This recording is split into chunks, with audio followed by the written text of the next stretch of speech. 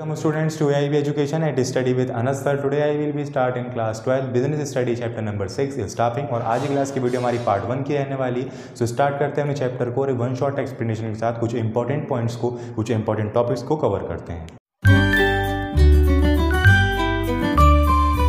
Topic आता है staffing process का। तो देखिए स्टाफिंग प्रोसेस का कैसा काम होता है। सबसे पहले estimating the main power requirement, यानी सबसे पहले हम एस्टिमेट करते हैं कि हमारी ऑर्गेनाइजेशन के अंदर आखिर कितनी पावर की या फिर कितनी पोस्टेज खाली है जिनकी हमें रिक्वायरमेंट है।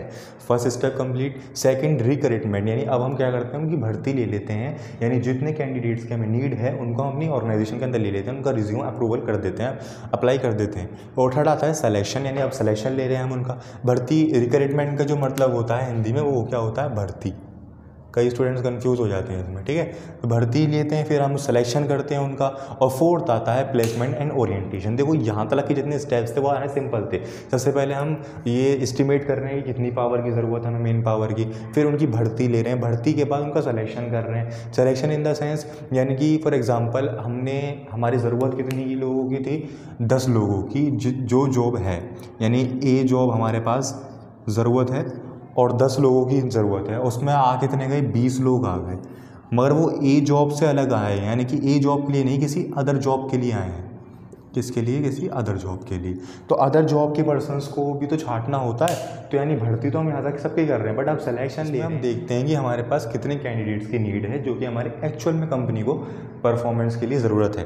फोर्थ आता है प्लेसमेंट एंड ओरिएंटेशन। देखिए प्लेसमेंट इन द सेंस यानी कि जब हमारी कोई भी ट्रेनिंग होती है तो ट्रेनिंग के बाद पर्सन को प्लेसमेंट दे दी जाती है। जैसे आपने देखा होगा कि किसी कॉलेज के अंदर पढ़ाया जाता है फिर उसमें प्लेसमेंट भी अवेलेबल है, यानी कि उस कॉलेज के अंदर पढ़ने के बाद वो कॉलेज ही प्लेसमेंट दिलवाता है, यानी जॉब दिलवा देता है। तो प्लेसमेंट इन द सेंस किसी भी चीज़ की जॉब प्रोवाइड कर देना, जो भी नीड खाली, जो भी जगह खाली है वो।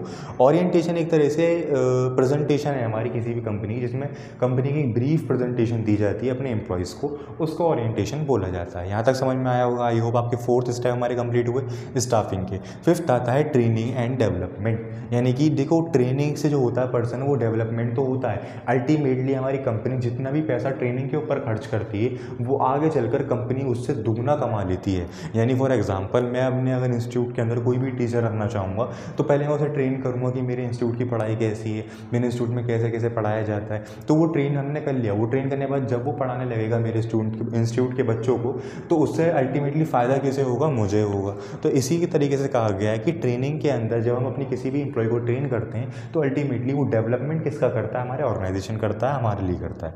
सिक्स्थ आता है परफॉर्मेंस अप्राइजल। देखिए परफॉर्मेंस इन द सेंस का मतलब है कि यानी कि अभी हमने यहाँ पे ट्रेनिंग करी, उसको प्लेसमेंट भी दे दी।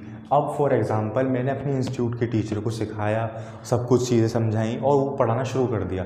अब मैं ये नोटिस करूँगा कि जो मैंने सिखाया है इसका काम अब जो एक्चुअल में चल रहा है वो ठीक है या फिर ट्रेनिंग वाला ठीक था। ऐसा होता है ना कई बार, कई लोग ये सोचते हैं कि भाई एक बार जॉब हासिल हो जाए इसके अंदर फिर तो कुछ भी करो, कोई टेंशन नहीं है। तो ये भी अगर हम एक्चुअल में स्टाफिंग के प्रोसेस को फॉलो करें तो यही बताया गया है कि जो काम हम सिलेक्शन के टाइम पे कर रहे थे, यानी जो ट्रेनिंग के टाइम पे वो कर रहा था पर्सन, वो देखना कि वैसा काम उससे ज़्यादा एबिलिटी के साथ वो बाद में कर रहा है या नहीं, उससे कम नहीं होना चाहिए, ज़्यादा ही होना चाहिए।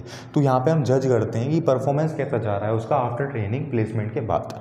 सेवंथ आता है प्रमोशन एंड कैरियर प्लानिंग। देखिए इसमें जो मैनेजर का मेन फोकस होता है वो किस पे होता है, प्रमोशन के ऊपर होता है और कैरियर प्लानिंग के ऊपर होता है। बट ये जो काम होते हैं वो लॉन्ग टर्म एम्प्लॉयज़ के लिए होते हैं। ऐसा नहीं कि कोई एम्प्लॉय आया वो 3 महीने उसमें काम किया फिर छोड़ दिया, 4 महीने काम किया फिर छोड़ दिया। जो कई सालों से लगे हुए हैं एक कंपनी के अंदर उनके बारे में सोचा जाता है कि भाई देखो हर एक को चिंता होती है अपने कैरियर की, तो बेसिकली वो हर एक पर्सन चाहता है कि मेरा प्रमोशन हो, है ना। तो इसी तरीके से बताया गया है कि प्रमोशन एंड कैरियर प्लानिंग के ऊपर जितने भी टॉपिक्स होते हैं यहाँ वो रखे जाते हैं कि जब हमारा बंदा सेलेक्ट हो गया, कई साल उसने काम कर लिया, उसे प्रमोशन की नीड है या नहीं है, या फिर किस जॉब के लिए वो एबल हो चुका है, तो इस तरीके से। और 8 में आता है हमारा last step compensation. Compensation in the sense यानी कि अब टाइम आ चुका है उसको पैसे पे कर देने का।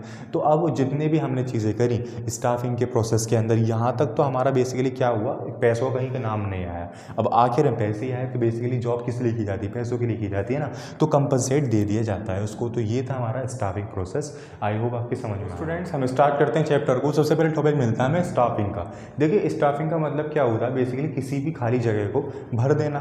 तो इसका मतलब ये निकल के आ रहा है स्टाफिंग का, तो बेसिकली जो हमारी ऑर्गेनाइजेशन के अंदर, जो हमारी एंटरप्राइज के अंदर जो चीज़ें, जो जगह खाली हैं, जो पोस्ट खाली हैं, उनको भरने को ही स्टाफिंग बोला जाता है।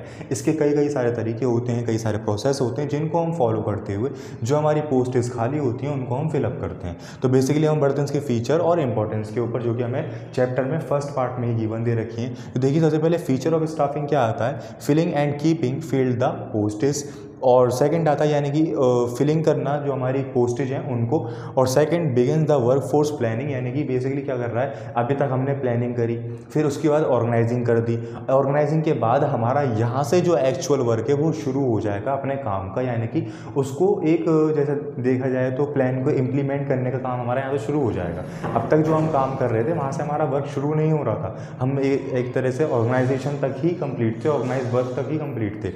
तो अब हम यहाँ से कर रहे हैं अपने काम को स्टार्ट कर रहे हैं अकॉर्डिंग टू प्लानिंग। थर्ड आता है focus on maintenance factory workforce. Fourth आता है related to any combination of employees.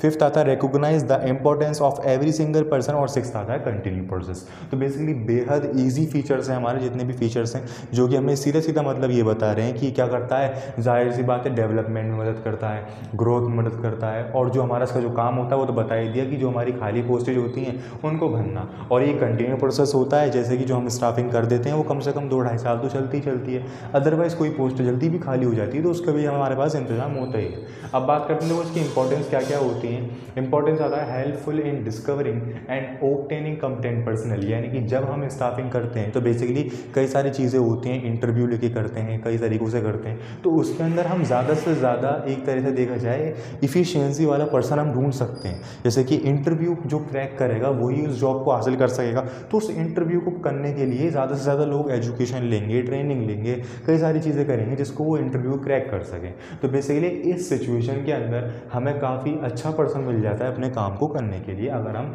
इन सब मेथड्स को फॉलो करते हुए चलते हैं तो। Second helpful in better performance, एक बेटर परफॉर्मेंस देने के लिए काफ़ी हेल्पफुल है। थर्ड आता है helpful in continue survival and growth of the enterprises.